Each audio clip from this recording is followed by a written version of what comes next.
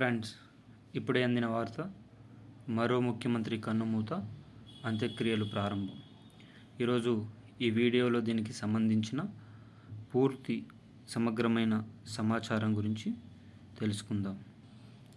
ఎవరైనా మొట్టమొదటిసారిగా మన ఛానల్ని చూస్తున్నట్లయితే చూసిన వెంటనే లైక్ చేయండి, షేర్ చేయండి, కామెంట్ చేయండి, సబ్స్క్రైబ్ చేసుకొని బెల్ ఐకాన్ ఆన్లో పెట్టండి. ఇక ఆలస్యం చేయకుండా వీడియోలోని వివరాల్లోకి అయితే వెళ్ళిపోదాం.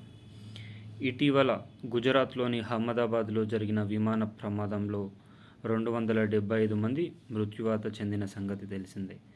దానిలో భారత పౌరులు, బ్రిటిష్ పౌరులు, కెనడా పౌరులు, ఇలా ప్రపంచవ్యాప్తంగా ఉన్నటువంటి వివిధ దేశాల పౌరుల మృత్యువాతకు ఎయిర్ ఇండియా కారణమైందని చెప్పుకోవచ్చు. సాంకేతిక లోపాల ద్వారా భారీ పేలుళ్లకు పాల్పడిన విమానం దాదాపు 265 మంది మృత్యువాతకు కారణమైంది.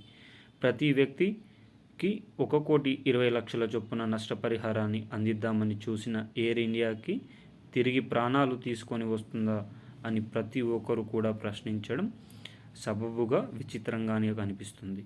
ప్రమాదాలు చెప్పిరావని ఒక సాంకేతికంగా మనం అర్థం చేసుకోవాల్సిన బాధ్యత, ఆవశ్యకత నెలకొంది. ఇలాంటి తరుణంలో అదే విమానంలో గుజరాత్ మాజీ సీఎం విజయ్ రూపానీ డెడ్ బాడీని గుర్తించడం అయితే జరిగింది.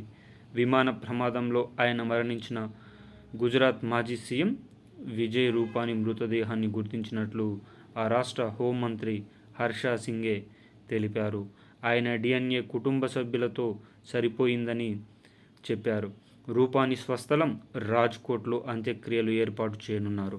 కాగా ఒక్కొక్క వ్యక్తి DNA పరీక్షకు 24 నుంచి 40 గంటల సమయం పడుతుందని డాక్టర్లు తెలిపారు. ఎన్ని కోట్లు ఇచ్చినా, ఎంత పరిహారం ఇచ్చినా పోయిన ప్రాణం తిరిగి రాదని కుటుంబ సభ్యులు రోధిస్తున్న తీరు ప్రతి ఒక్కరిని కన్నీరు పెట్టే విధంగానే బాధిస్తుంది. మరి ఈ అహ్మదాబాద్ ప్రమాదం కారణం ఎవరో కామెంట్ రూపంలో తెలియచేయండి.